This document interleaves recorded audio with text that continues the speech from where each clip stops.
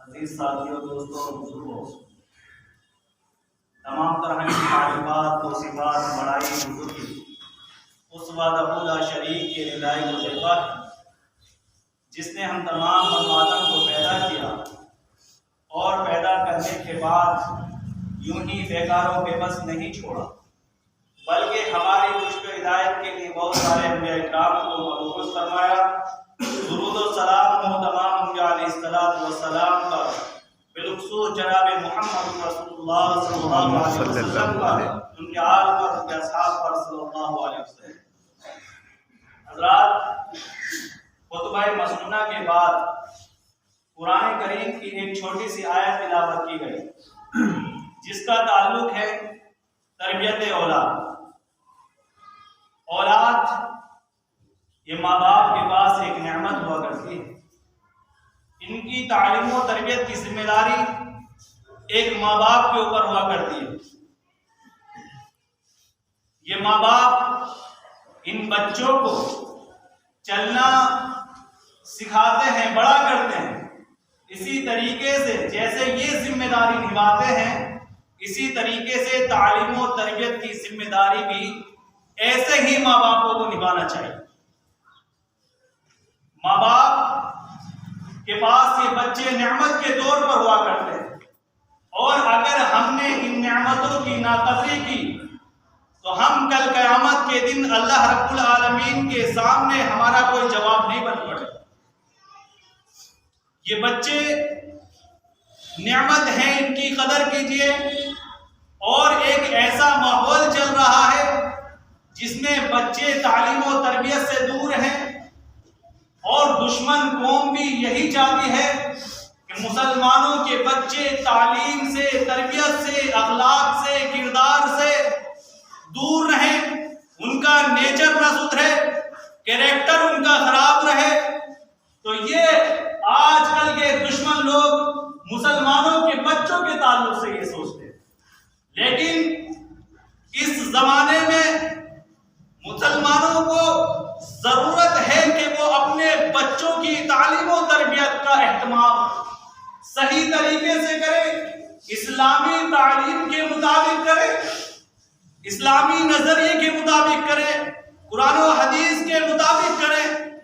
اور اسی لیے اللہ رب العالمین کی آیت ہے کہ یا ایھا الذین آمنوا قوا انفسکم واہلیکم نارا وقودھا الناس والحجارہ، اے لوگو تم اپنے آپ کو اور اپنے گھر والوں کو جہنم کی آگ سے بچاؤ، اس آگ سے جس آگ کا ایندھن لوگ ہوں گے اور پتھر ہوں گے، علیہا ملائکۃ غلاظ شداد، جس پر تند خو اور سخت مزاج کے فرشتے مقرر ہوں گے۔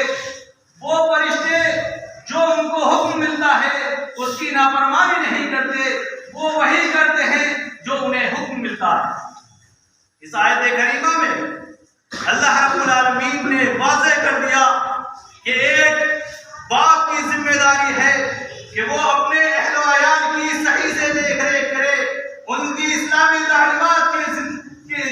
تعلیمات کے مطابق ان کی زندگی ڈھالے، اور انہیں پروان چڑھائے تو قرآن اور حدیث کی روشنی میں چڑھائے، ورنہ یہ بچے جہنم میں چلے جائیں گے۔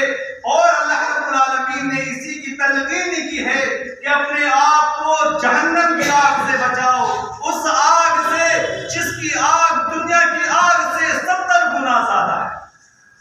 میرے بھائیوں، کیا ہم اپنے بچوں کی طرف دھیان نہ دیں، ان کی اچھی تربیت نہ کریں، انہیں نماز کا، روزے کا حکم نہ دیں، یا اسی طریقے سے اسلامی تعلیمات کا حکم نہ دیں، تو کیا بچے یہ سدھر سکتے ہیں؟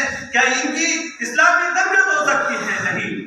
ان ماں باپ کے اوپر ہی ذمہ داری عائد ہوتی ہے کہ ان بچوں کا خیال رکھے، ان بچوں کی صحیح دیکھ ریکھ کرے، ان بچوں پر دھیان دیں کہ یہ بچے کہاں جا رہے ہیں، کس کے پاس بیٹھ رہے ہیں، اٹھنا بیٹھنا کہاں لگا ہوا ہے، کہیں نشیاور چیز میں تو نہیں لگتے ہیں، کہیں شراب تو نہیں پینے لگے ہیں، کہیں یہ ہاتھ سے تو نہیں نکل رہے، تاکہ بڑھاپے میں جا کے پچھتانا نہ پڑے۔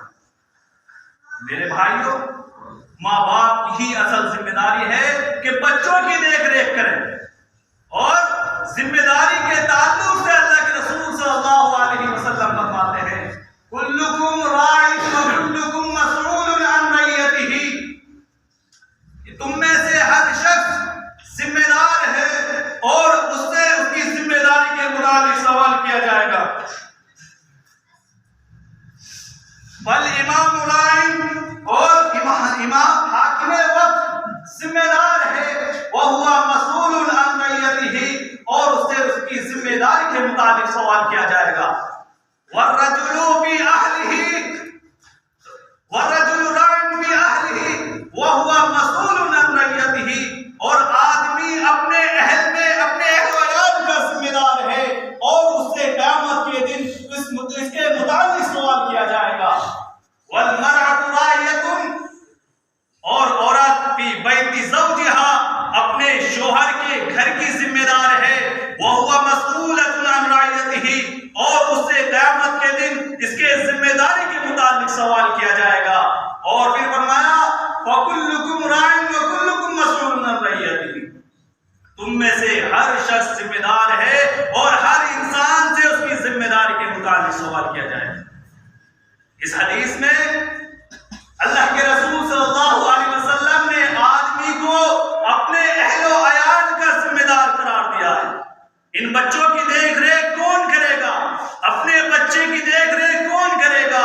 یہ جو نعمت اللہ تعالیٰ کی طرف سے ملی ہے، اس کی پرواہ کون کرے گا؟ اس کی اسلامی تربیت کون کرے گا؟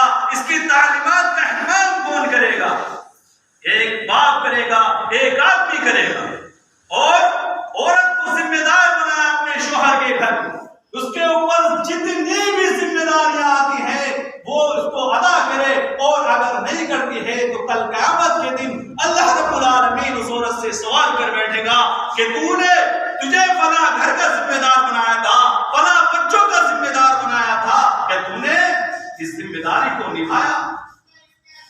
میرے بھائیوں، جو اپنے بچوں کی تعلیمات کے سلسلے میں خیانت کرتے ہیں، دھوکہ کرتے ہیں، فریب کرتے ہیں، اور ان کی اسلامی تربیت نہیں کرتے یا ان کی دیکھ ریکھ نہیں کرتے ہیں، تو ایسے شخص کے تعلق سے نبی کریم صلی اللہ علیہ وسلم نے فرمایا ما من عبد یسترعیہ اللہ رعیۃ، اللہ تعالیٰ جس بندے کو نگران بناتا ہے، محافظ بناتا ہے، یموت یوم یموت وہو غاش لرعیتہ، اور مرتے دم تک وہ اپنی رعیت کے ساتھ دھوکہ کرتا ہے، الا حرم اللہ علیہ الجنہ، تو اللہ تعالیٰ نے اس شخص پر جنت کو حرام کر دیا ہے۔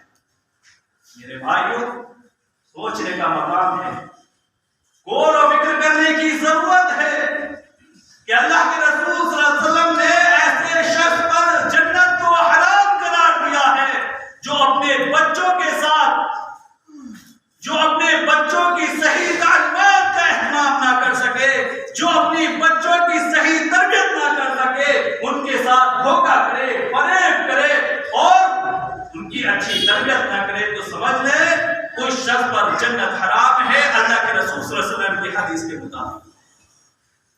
میرے بھائیوں، یہ بچے معصوم ہوتے ہیں، یہ بچے ایک کمزور ٹہنی کے مانند ہوتے ہیں، اس ٹہنی کے مانند جس کو آپ جدھر جھکائیں گے وہ اس طرف جھک جائے گی۔ اسی طریقے سے یہ معصوم اور چھوٹے بچے ہوتے ہیں، ان کو آپ جس طرف جھکائیں گے یہ اسی طرف جھکیں گے، جو راستہ آپ ان کو دکھائیں گے اسی راستے پر یہ چلیں گے، جس راستے پر چلنے کی تلقین کریں گے اسی راستے پر آپ کے بچے چلیں گے اور اڑیں گے۔ میرے بھائیوں، ان تمام باتوں سے پتہ چلا کہ والدین کے اوپر بہت اہم ذمہ داری ہے بچوں کے تعلق سے۔ آج ماں باپ فجر کی، ظہر کی، عصر کی نماز پڑھ لیتے ہیں لیکن ان بچوں کو جگانے کی کوشش نہیں کرتے۔ آج بچے نماز پڑھ لیتے ہیں تو ماں باپ سوئے رہتے ہیں، اور آج گھروں کا ماحول یہ ہو چکا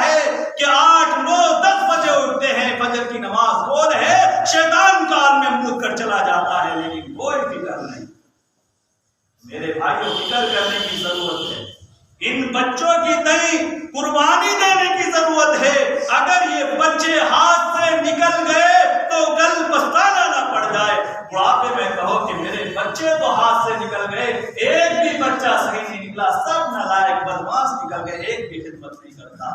یہاں تک کہ ایسا موقع بھی آ جاتا ہے کہ کچھ کے بچے تو بوڑھے ماں باپ کو گھر سے نکال دیتے ہیں. تو میرے بھائیوں، یہ بچوں کی غلطی نہیں ہے، یہ ماں باپ کی غلطی ہے جو ان کی صحیح تربیت نہیں کرتے، جو ان کی دیکھ ریکھ نہیں کرتے، لاڈ پیار میں اپنے بچوں کو بگاڑ دیتے ہیں. تو یہ کمی ماں باپ کی ہے، یہ کوتاہی ماں باپ سے ہوئی ہے اور بھگتنا بھی ماں باپ کو پڑے گا. اور ان بچوں کے تئیں ماں کے اوپر اور زیادہ ذمہ داری آ جاتی ہے. آج جب ہم شادی کرنے چلتے ہیں تو آج ہم مسلمانوں کو ایک خوبصورت، حسین، جمیل، بیوٹیفل لڑکی چاہیے. کوئی نہیں دیکھتا کہ ہمیں با اخلاق، با کردار، صحیح سالم کریکٹر والی لڑکی مل جائے، دیندار مل جائے، جو دین کو فالو کرنے والی ہے، ایسی لڑکی مل جائے. کوئی نہیں چاہتا، سب خوبصورت کے پیچھے پڑے گے. میرے بھائیوں، اگر آپ ایک دیندار، با اخلاق، با کردار لڑکی اپنے گھر میں لائیں گے یا با کردار، با اخلاق لڑکی سے شادی کریں گے تو وہ آپ کے گھر کو اسلامک ماحول بنا دے گی، آپ کے گھر کے ماحول کو سدھار دے گی. لیکن ایسا کرنا نہیں چاہتے، جبکہ نبی کریم صلی اللہ علیہ وسلم نے بھی کہا ہے کہ تم دینداری کو ترجیح دو. لیکن ہمیں تو خوبصورت چاہیے. جب خوبصورت لڑکی سے شادی کر لیتے ہیں، نتیجہ کیا ہوتا ہے کہ جب اس سے بچے پیدا ہوتے ہیں تو رسم ختنے کے موقع پر فضول خرچی کی جاتی ہے اور عقیقے کے نام پر عقیقے کی دھجیاں اڑائی جاتی ہیں. جو سنت ہے، سنت رسول کی دھجیاں اڑا دی جاتی ہیں. عقیقے کے نام پر لوگوں کو دعوتیں دی جاتی ہیں اور نہ جانے کتنے طریقے سے یعنی فضول خرچی کی جاتی ہے. اور اگر سمجھدار بیوی ہو، دین کو پورا کرنے والی بیوی ہو تو فضول خرچی سے آپ کو روکے گی، آپ کے بچے کی صحیح تربیت کرے گی، آپ کے بچے پر غور کرے گی. یعنی یہ جو یہ پیسے اس عورت نے ختنے کے موقع سے، عقیقے کے موقع سے فضول کر دیے، برباد کر دیے. اگر با اخلاق، با کردار عورت ہوتی تو وہ سنت کے مطابق عقیقہ کرتی، ختنہ کرتی اور اس پر آپ کو ثواب بھی ملتا، پھر اس بچے کا اچھا سا نام بھی رکھتی. لیکن آج کل کی خاتون اس سے دور ہیں. اپنا نام بلند کرنے کے لیے، اپنا نام پانے کے لیے نہ جانے کتنے فضول خرچیاں کر بیٹھتی ہیں اور اس سلسلے میں شیطان کی بہن بن جاتی ہیں. میرے بھائیوں، ضرورت اس بات کی ہے کہ جب ہم ایک عورت کا اپنے لیے انتخاب کریں تو با کردار ہونی چاہیے، با اخلاق ہونی چاہیے اور کریکٹر اس کا صحیح ہو، اسی سے کرنا چاہیے اور دیندار کو ہی ترجیح دینا چاہیے تاکہ وہ ہمارے گھر کا ماحول اچھا بنا دے. اور امام ربیعۃ الرائے یہ اپنے وقت کے بڑے فاضل محقق اور محدث گزرے ہیں. امام مالک کے استاد ہیں. ربیعۃ الرائے یعنی ابھی اپنی ماں کے پیٹ میں تھے. ان کے والد مروخ بنو امیہ کے لشکر میں ملازم تھے. بادشاہ نے حکم دیا کہ لشکر کو، فوج کو خراسان جانا ہے. حکم کی تعمیل کی. ابھی ان کی بیوی کا یعنی بچہ پیٹ میں ہے، حمل سے ہے ان کی بیوی، چھوڑ کر چلے جاتے ہیں. لیکن ان کو یہ اندازہ نہیں ہوتا ہے کہ جنگ کتنے لمبے عرصے تک چلے گی. 27 سال تک یہ یعنی جنگ کا سلسلہ جاری رہا. 27 سال تک جنگ کا سلسلہ جاری رہا اور 27 سال کے بعد فروخ اپنے گھر آتے ہیں. دروازہ کھٹکھٹاتے ہیں. ربیعۃ الرائے نام کا لڑکا دروازہ کھولتا ہے. یہ فروخ ڈائریکٹ گھر میں گھسنے لگتے ہیں تو ربیعۃ آپ کون ہیں؟ کیوں بنا اجازت کے سیدھا گھر میں گھسے جا رہے ہیں؟ تو فاروق کہتے ہیں تمہیں اجازت کس نے دی؟ یہ تو میرا گھر ہے، آپ تو یہ سوال کرنے کی اجازت کی دی کس نے دی؟ اور آپ نوجوان ہو کر میرے گھر میں کیا کر رہے ہیں؟ یعنی باپ بیٹے کو ایک دوسرے کو پہچان نہیں رہے ہیں، 27 سال ہو گئے گھر سے باہر رہے ہوئے، اور فاروق جب جاتے ہیں تو اپنی بیوی کو 30,000 اشرفیاں دے کر چلے جاتے ہیں۔ کتنی؟ 30,000 اشرفیاں دے کر چلے جاتے ہیں۔ جب فاروق گھر واپس آتے ہیں، یعنی جب کوئی پہچانتا نہیں ہے، یہاں تک کہ محلے کے لوگ بھی اکٹھے ہو جاتے ہیں، اس میں امام مالک بھی آ جاتے ہیں۔ امام مالک کہتے ہیں کہ اگر یہ تمہارا گھر نہیں ہے تو ہم تمہیں دوسرا گھر دلا دیتے ہیں، آپ کا انتظام کر دیتے ہیں، آپ اس میں سکون سے رہیے۔ فاروق نے کہا میں مدینہ کا رہنے والا ہوں اور یہ میرا گھر ہے، 27 سال پہلے میں جنگ کے لیے گیا تھا اور جنگ اتنی لمبی ہو گئی کہ مجھے پتا نہیں چلا کہ 27 سال تک جنگ چلے گی۔ اب میں آیا ہوں، میرا نام فاروق ہے۔ جیسے اس نے اپنا نام فاروق بتلایا، اس کی بیوی نے پہچان لیا کہ یہ تو میرا شوہر ہے۔ دونوں باپ بیٹے گلے مل کر خوب روئے، اور یہ ربیعۃ الرائے جو محدث ہے، ان کا وقت ہو جاتا ہے، یہ مسجد نبوی میں درس دیا کرتے تھے ایک بڑے ہجوم کو، یعنی سنبھالا کرتے تھے، ان کی تعلیم و تربیت کرتے تھے، تو یہ ان کا وقت ہو جاتا ہے، یہ چلے جاتے ہیں۔ اور اتنے میں ان کے شوہر اپنی بیوی سے پوچھتے ہیں کہ میں نے تمہیں 30,000 اشرفیاں دی تھی، کتنی؟ 30,000 اشرفیاں دی تھی، ان کا آپ نے کیا کیا؟ ان کی بیوی نے کہا بہت اچھے سے میں سنبھال کر رکھی ہوں، فکر نہ کریں، آپ ایسا کریں مسجد نبوی میں جائیں، فلاں وقت کی نماز پڑھیں۔ جاتے ہیں فاروق، مسجد میں جاتے ہیں، دیکھتے ہیں لوگوں کا ایک بہت بڑا ہجوم ہے، ایک بہت بڑا گروہ ہے، اور اس میں ایک نوجوان لڑکا لوگوں کو تعلیم دے رہا ہے، قرآن حدیث کی باتیں بتلا رہا ہے، اور دل ہی دل میں کہتے ہیں کہ اتنا بڑا، یعنی ایک نوجوان اتنا بڑا محقق، اتنا محدث، میں نے اتنے لمبے سے میں اتنی جگہ چلا گیا، میں نے ایسا کوئی محدث نہیں پایا، لیکن اپنے بیٹے کو پہچان نہیں پایا۔ ایک بار لڑکا بڑی سی ٹوپی لگا ہوا تھا، اپنے باپ کو دیکھ کر گردن نیچے کر دی۔ پھر اس باپ نے، فاروق نے آگے بڑھ کر لوگوں سے پوچھا یہ کون عالم ہے؟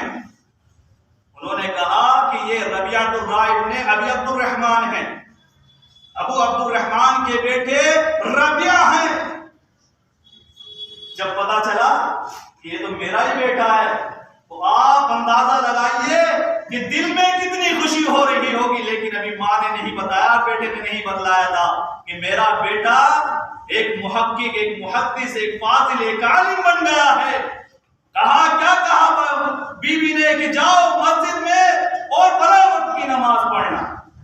جا کر دیکھتے ہیں، یعنی خوشی، اتنی خوشی کہ بس اللہ رب العالمین ہی جانتا ہوگا کہ اس کے دل میں کتنی خوشی ہوئی ہوگی۔ اس کے بعد فاروق گھر آتے ہیں اور بچے کے لیے دعا کرتے ہیں کہ قد رفع اللہ ابنی، اللہ رب العالمین نے میرے بیٹے کو کتنا بلند مقام عطا کیا، اور بیوی کا آ کر شکریہ ادا کرتے ہیں کہ میری بیوی تو نے میرے بچے کی کتنی اچھی تربیت کی۔ بیوی کو موقع مل گیا اور کہا کیا تم اب بھی مجھ سے 30,000 اشرفیوں کا سوال کرو گے؟ کہا نہیں، یہ 30,000 اشرفیاں تو ان ٹھیکروں سے بھی بیکار ہے، اور جو تو نے میرے بچے کی تربیت کی ہے تو اس نے مجھے عزت بخشی ہے، میرے نام کو بلند کیا ہے، اور اس نے اتنا اچھا کام کیا ہے کہ مجھے اتنی خوشی ہو رہی ہے، آپ کا بہت خوش۔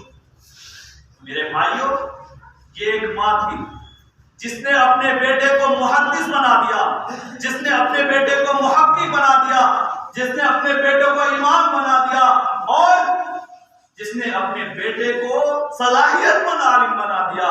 یہ ایک ماں نے کیا، یعنی باپ کی غیر موجودگی میں تو ماں کے اوپر زیادہ ذمہ ذمہ داری ہوتی ہے کہ وہ اپنے بچوں کی صحیح دیکھ ریکھ کریں، اسلامی تربیت کریں اور تعلیم و تربیت کا صحیح یعنی اہتمام کریں۔ اور آج کل کیا کرتے ہیں، مدرسوں میں مسجدوں میں اپنے بچوں کو بھیجنا نہیں چاہتے، کیوں؟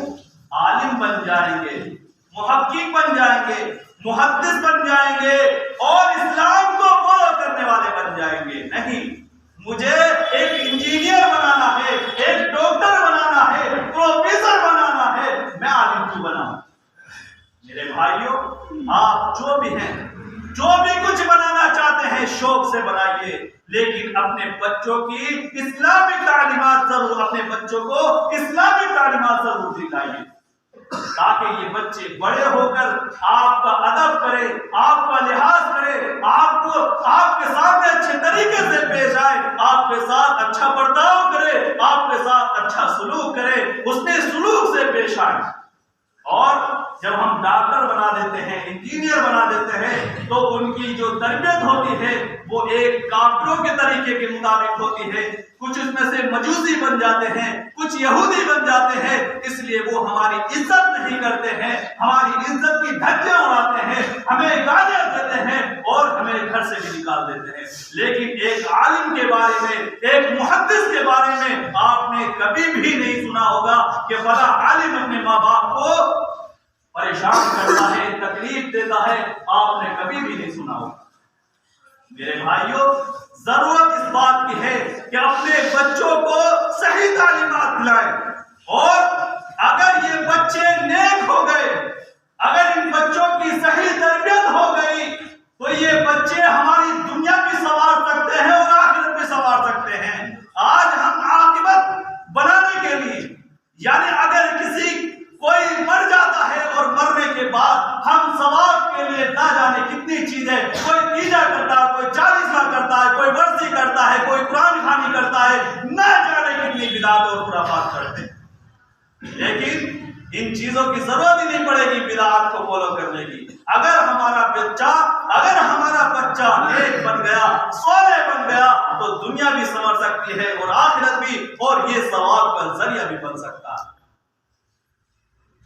اللہ کے رسول صلی اللہ علیہ وسلم کی حدیث ہے، اذا مات الانسان انقطع عنہ عملہ الا من ثلاث، جب انسان مر جاتا ہے، انتقال کر جاتا ہے، تو اس کے سارے اعمال منقطع ہو جاتے ہیں، ختم ہو جاتے ہیں، الا من ثلاث، سوائے 3 اعمال کے۔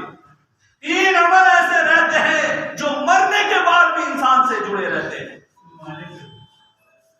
پہلا عمل صدقۃ جاریہ، صدقہ جاریہ، یعنی ہم نے مسجد اور مدرسے میں ایک ایسی چیز لگا دی جس سے لوگ فائدہ اٹھا رہے ہیں، یا روڈ بنوا دیا، کسی غریب بچے کی تعلیم و تربیت کا اہتمام کر دیا۔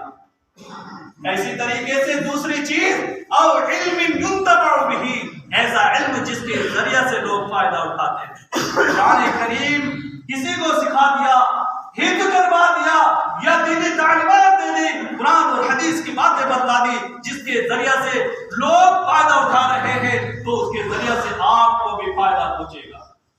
اسی طریقے سے تیسرے نمبر پر جو چیز آتی ہے وہ او ولد صالح یدعو لہ، یہ نیک اور صالح اولاد جو آپ کے لیے دعا کرے گی، یعنی کون کام آئے گا مرنے کے بعد؟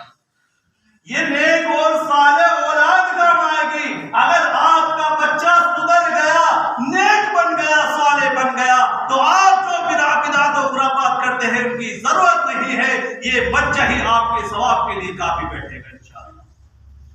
میرے بھائیوں، آج جب بچے چھوٹے ہوتے ہیں، معصوم ہوتے ہیں، تو آج ہم ان کا پہناوا ایسا پہناتے ہیں جو یوروپ سے ملتا جلتا ہے۔ آج مسلمانوں نے یوروپ کی تہذیب کو اپنا لیا ہے، انگریزوں کی تہذیب کو یعنی یوروپ کی تہذیب کو اپنا لیا ہے، کافروں کی تہذیب کو لے لیا ہے، انگریزوں کی تہذیب کو لے لیا، لیکن اسلام کو فالو کرنے کے لیے تیار نہیں۔ چھوٹے چھوٹے بچے ہیں، اسکرٹ پہنا دیا، نیکر پہنا دیا، تھوڑے بڑے ہوتے ہیں وہ بچے بولنے لگتے ہیں، سمجھدار ہونے لگتے ہیں، تو وہی اسکرٹ، وہی نیکر، وہی ہاف بنیان مانگنے لگتے اور پینٹ مانگنے لگتے یعنی ضد کرنے لگتے ہیں، تو آپ اسی سے سمجھ لیجئے کہ جب بچے کو آپ جو چیز پہنائیں گے، جس چیز کا عادی بنائیں گے، تو وہی چیز بچہ مانگے گا، وہی چیز بچہ مانگے گا۔ اگر آپ اس کو اسکرٹ پہناتے ہیں، پینٹ پہناتے ہیں، شرٹ پہناتے ہیں، تو جیسے ہی بڑا ہوتا جائے گا بچہ آپ سے وہی چیز مانگے گا۔ تو میرے بھائیوں، ضرورت اس بات کی ہے کہ جب بچے معصوم ہوں، چھوٹے ہوں، بولنا شروع ہوا اور ابھی چلنا شروع کیا بچے نے، تو تبھی سے اس کی تربیت کا آغاز کرے۔ ان بچوں کے سامنے الٹے سیدھے کلمات ادا نہ کرے، ان بچوں کے سامنے لڑائی جھگڑے نہ کرے، ان بچوں کے سامنے گالی گلوچ نہ کرے۔ اگر ان بچوں کے سامنے گالی گلوچ کرو گے، لڑائی جھگڑے کرو گے، اچھا برتاؤ نہیں کرو گے، تو یہ بچے دیکھیں گے اور دیکھیں گے تو پھر اس حرکت کو اپنائیں گے۔ آپ کے سامنے گالی بھی دے سکتے ہیں، آپ کے سامنے ڈانس بھی کر سکتے ہیں، آپ کے سامنے لڑ بھی سکتے ہیں، اور جو آپ کو برا لگتا ہے، یعنی جب بچے تنہا آپ کے سامنے ہوتے ہیں تب تو آپ کو اچھا لگتا ہے، لیکن یہ بچے کسی دور کے سامنے یہ حرکت کرتے ہیں تو پھر آپ کو شرمندہ ہونا پڑتا ہے۔ پھر کہتے ہیں، اپنی بیوی سے کہتے ہیں کہ تو نے میرے بچوں کو بگاڑ دیا۔ میرے بھائیوں، جب آپ اس کو بچپن سے ہی نہیں روکیں گے تو بچہ بگڑتا چلا جاتا ہے اور پھر ہاتھ سے نکل جاتا ہے، پھر انسان کو سمجھ آتی ہے اور پھر بہت دیر ہو جاتی ہے اس وقت۔ میرے بھائیوں، جب بچے چھوٹے ہوتے ہیں، یعنی پاکستان سے ہوش آیا تو اس نے کہا کہ میں اپنے ہونے والے بچے کو کیا بتلاؤں گی؟ جب یہ بچہ مجھ سے پوچھے گا کہ میرا باپ کیسے مرا، میرا باپ کہاں ہے، تو میں اس بچے کو کیا جواب دوں گی؟ اور جب یہ بچہ پیدا ہوتا ہے، اس نے اپنے ماں سے سوال کر لیا کہ میرا باپ کہاں ہے، میرا باپ کیسے مرا، مجھے امی بتلا دیجئے، تو اس کی ماں نے کہا کہ تیرے باپ کو میں نے مارا ہے اور میری بہنوں نے مارا ہے۔ میرے بھائیوں، ایسی نوبت اپنے گھر میں نہ آنے دو کہ ہم اپنی لڑکیوں کی ایسی تربیت کریں کہ جو یورپ کی تہذیب سے ڈھل جائیں، یعنی سوشل میڈیا پر مجرا کرنا پسند کرتی ہے، ناچنا پسند کرتی ہے، لوگوں کے سامنے چست پینٹ اور ٹی شرٹ پہن کر گھومنا پسند کرتی ہے۔ تو ایسی لڑکیوں کو، یعنی اپنی لڑکیوں کو یورپ کی تہذیب سے بچائیے، یا ایسی لڑکیوں سے بچائیے جو کفار ہیں، اسلام کے دشمن ہیں۔ اور اگر ہم نے ایسی تربیت نہیں کی، یعنی ان لڑکیوں سے ہمیں نہیں بچایا، ہم نے ان کو نہیں بچایا، اپنے بچوں کو تو ہو سکتا ہے کہ کل ہماری لڑکیوں کے ساتھ، ہماری بیٹیوں کے ساتھ بھی ایسا ہو سکتا ہے اور ہمیں ایک بار اپنی گردن جھکانی پڑ سکتی ہے۔ میرے بھائیوں، تربیت اگر کرنی ہے اپنی بچوں کی تو یعنی ان ماؤں سے سیکھو جنہوں نے امام مالک کی تربیت کی، علامہ اقبال کی تربیت کی، امام بخاری کی تربیت کی، امام احمد بن حنبل کی تربیت کی۔ امام علامہ اقبال کے بارے میں آتا ہے کہ علامہ اقبال جب حمل یعنی پیٹ میں تھے اپنی ماں کے، تو ان کی ماں نے کہا کہ میرے شوہر کا کام تو سود اور بیاج کا ہے، یعنی وہ حرام کماتے ہیں اور مجھے اپنے بچے کی پرورش حلال روزی سے کرنی، یعنی میرا شوہر تو سود بیاج کا کام کرتا ہے اور سود بیاج اسلام میں حرام ہے، اور میں ہونے والے بچے کی تربیت حرام سے نہیں کروں گی۔ اس نے کیا کیا؟ یعنی جب بچہ پیدا ہوا تو اپنی چھاتی کا دودھ نہیں پلایا، کہا میری تربیت حرام سے ہو رہی ہے اور میں اس بچے کی تربیت حرام سے نہیں کرنا چاہتی، میں اس بچے کی تربیت حرام سے نہیں کرنا چاہتی ہوں۔ انہوں نے کیا کیا؟ اپنا زیور بیچ دیا اور اس زیور سے، یعنی اس زیور کے پیسوں سے بکری خرید لی اور اس بکری کا دودھ پلا پلا کر اپنے بچے کی تربیت کی، اور جو بڑے ہو کر علامہ اقبال کا خطاب پایا، لقب پایا۔ میرے بھائیوں، علامہ اقبال بہت مشہور ہوئے، تو یہ ایسے شخص تھے جن کی تربیت ایک عظیم معنی کی، پاکردار با اخلاق معنی کی ہے، جنہوں نے اسلام میں یا جنہوں نے دنیا میں نام کمایا ہے۔ اور ماں باپ اپنے بچوں کو کبھی برا بھلا نہ کہیں، جب یہ چھوٹے ہوتے ہیں شیطانی کرتے ہیں تو ان کو برا بلا نہ کہیں، ان سے اچھا برتاؤ کرے، پوری طریقے سے نہ پیش آئیں۔ جریز کا واقعہ آپ نے سنا ہوگا کہ جریز ایک دن نماز پڑھ رہا تھا، اس کی والدہ آئی اور کہا اے جریز نے دل میں سوچا ایک طرف عبادت ہے ایک طرف ماں کا کھول ہے، نماز جاری رکھی۔ دوسرے دن پھر آئی، پھر کہا جریز، پھر دیکھا کہ نماز پڑھ رہا ہے جریز، اور پھر جریز نے یہی سوچا ایک طرف ماں اور ایک طرف عبادت، پھر عبادت کرنے لگے۔ تیسرے دن پھر ماں آئی، دیکھا پھر نماز پڑھ رہا ہے، تو دل سے ان کے یہ نکل گیا کہ تیری جریز جب تک موت نہ آئے، جب تک تو کسی بدکار عورت کا منہ نہ دیکھ لے، یعنی جب تک تو کسی زناکار فاحشہ کا منہ نہ دیکھ لے، اس وقت تک تجھے موت نہ آئے۔ ماں کی یہ بد دعا تھی اور اثر بھی کر گئی۔ جریج یعنی ایک مقام بنا کر مٹی کا اس میں عبادت کیا کرتے تھے، اور ان کی عبادت کے لوگوں میں چرچے تھے، لوگوں کو یہ راس نہ آئی، لوگ حسد اور جلن کرنے لگے۔ ان میں ایک عورت بھی تھی، اس نے کہا اگر تم چاہو تو اس کو میں بدنام کر سکتی ہوں۔ اس عورت نے، وہ عورت جریج کے پاس گئی اور جریج سے کہا کہ مجھ سے زنا کرو۔